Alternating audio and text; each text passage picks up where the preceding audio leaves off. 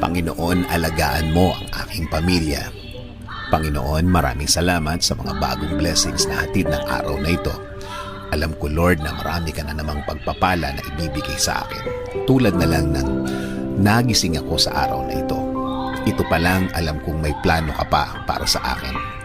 At alam ko, Lord, na lahat ng plano mo, lahat ng bagay na gusto mong gawin sa buhay ko, ikakaganda ng aking buhay. Ikaka-level up ng aking araw-araw.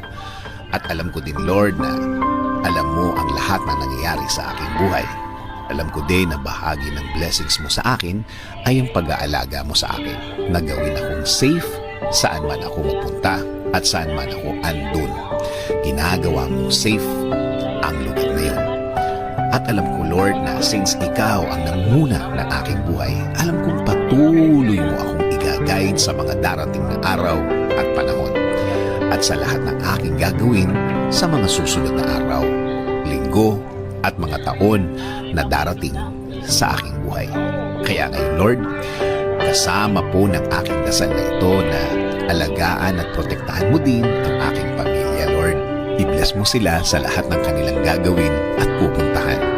Patuloy niyo silang i-guide at gagawing blessed kahit saan man sila mapunta. At alam ko din, Lord, na meron ka ding magandang plano para sa kanilang mga buhay.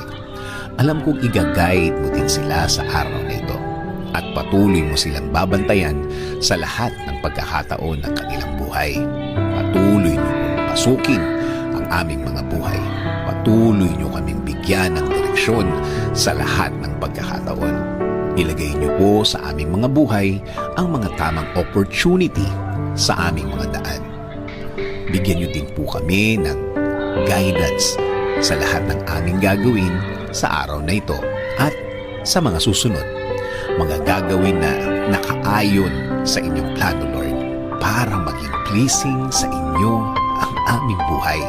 Gawin niyo rin pong ligtas ang mga biyahe na gagawin namin sa araw na ito.